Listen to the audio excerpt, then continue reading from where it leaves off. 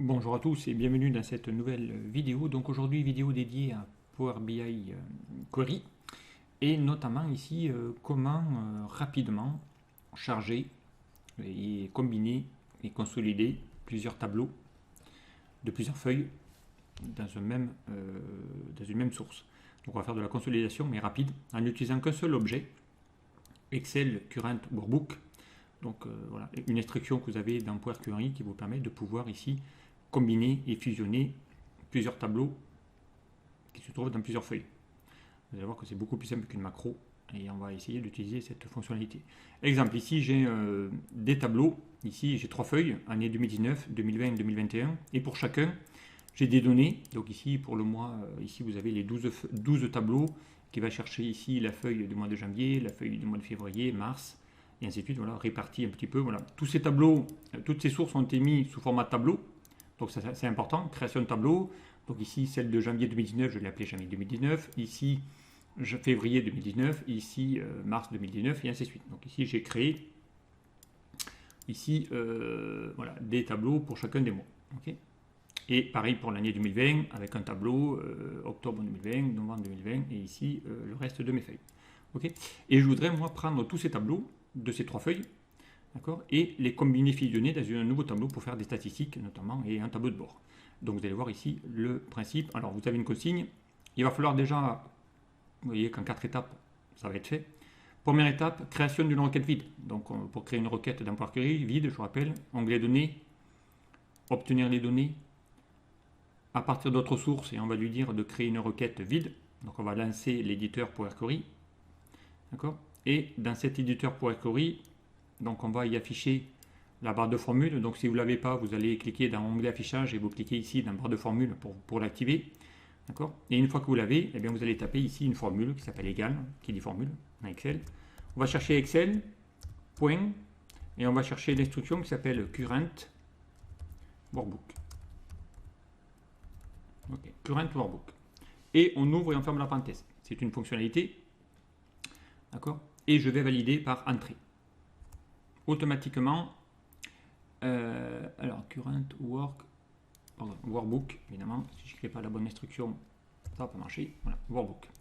Ok, et je valide. Voilà. Automatiquement le classeur. Alors, je vais chercher la source, Excel.current, je me suis trompé. Voilà, le K est parti, donc WK workbook, d'accord, classeur. Voilà. Et je vais chercher donc ici maintenant, eh bien ici il vient de charger toutes les tables que vous avez ici dans cette. Ici il a chargé toutes les tables des 12 de 2019, les 12 de 2020 et les quelques premières du mois de 2021. Donc ici j'ai bien toutes les tables. Et regardez ici quand je vais dans le content, ici je clique ici sur la mars 2019, quand je clique dessus, j'ai bien ici toutes les données de la table de mars 2019. Je vais cliquer sur juillet 2019, je suis bien sur juillet 2019. Donc ce sont toutes ces données ici que je dois récupérer et consolider, d'accord, pour les mettre les uns en dessous des autres. Alors pour ça, eh bien, on va faire la deuxième étape, et la deuxième étape, on vous dit, dans la troisième étape, développer les colonnes des tables, d'accord, pour aller en récupérer leur contenu. Donc ici, il faudrait que je récupère le contenu de ça. Donc pour développer les tables, c'est simple. Vous allez ici cliquer dans les deux petites flèches là que vous voyez sur la colonne des tables. Vous double-cliquez, d'accord. On va lui dire de développer, d'accord. On va ici lui donner les noms qu'il a déjà par défaut. Donc on va désactiver cette coche, sinon il va vous redonner des noms avec le préfixe de chacune des tables. Donc on va garder les mêmes noms pour tout le monde. OK. Et on fait OK. Et là vous allez voir que ça y est, votre consolidation elle est faite. Donc là j'ai les infos de tout le monde, d'accord. Ici, directement. Voilà, j'ai les infos de chacun de mes données. Donc ici, je pourrais même splitter les mois de chacun avec les années de chacun. Pourquoi pas. Je les aurai. D'accord, directement. Donc là, on va aller voir ici. Hein, voilà, ici, j'aurais pu splitter en lui disant ici de séparer directement, de fractionner cette colonne avec des limiteurs. D'accord. Et le délimiteur, c'est le trait d'union. Donc il a trouvé, d'accord. On va lui dire, voilà, délimiteur pour chaque occurrence. On fait OK.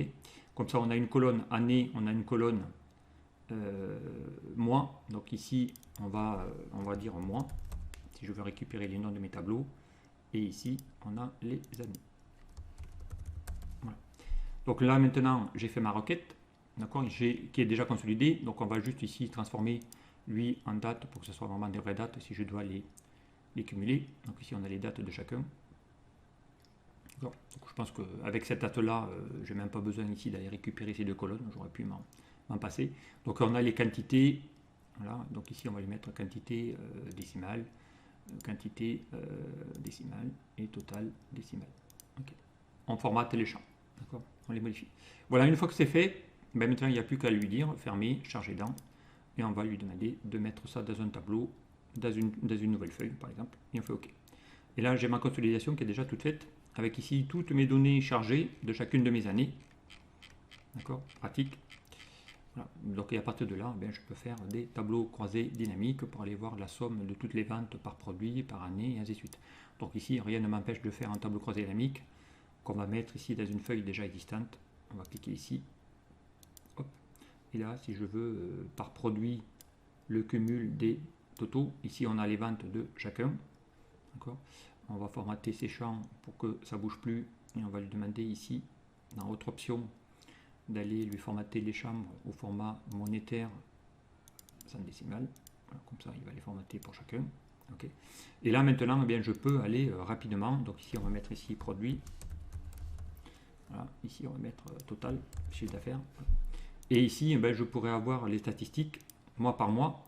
Donc si je vais ici dans mon liste de champs et que je lui demande de cliquer ici sur, voilà, ici j'aurais pu même, puisqu'on a les dates, okay, on aurait pu même créer un segment chronologique, d'accord, ici, et là je peux aller avoir ici les par année, mes chiffres d'affaires pour chacun, donc on va ici année, voilà, montre-moi le chiffre d'affaires de 2019, montre-moi le chiffre d'affaires de 2020, montre-moi le chiffre d'affaires de 2021, voilà, ou les trois d'un coup. On pourrait même le faire par trimestre.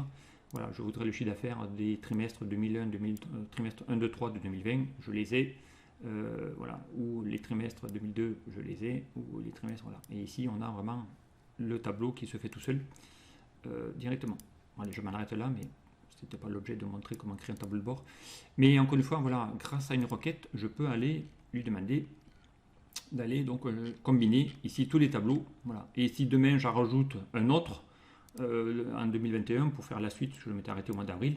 Voilà, si je crée le mois de mai 2021, eh bien derrière automatiquement j'aurai plus qu'à faire un clic droit actualiser et puis automatiquement vos données vont de nouveau se récupérer avec le nouvel mois directement. Voilà, donc vraiment très simple. Power Query sans passer par aucune macro, une seule instruction, je combine et je fusionne toutes les tables qu'il peut y avoir dans un classeur, sur n'importe quelle feuille. Voilà, donner des noms à vos sources, à vos tableaux, et à partir de là, je peux les combiner, fusionner rapidement. Voilà, ici, tout est fait avec une seule instruction, excel.current.workbook. Voilà, allez, je m'arrête là, donc je vous dis à très vite sur un prochain tuto. Au revoir.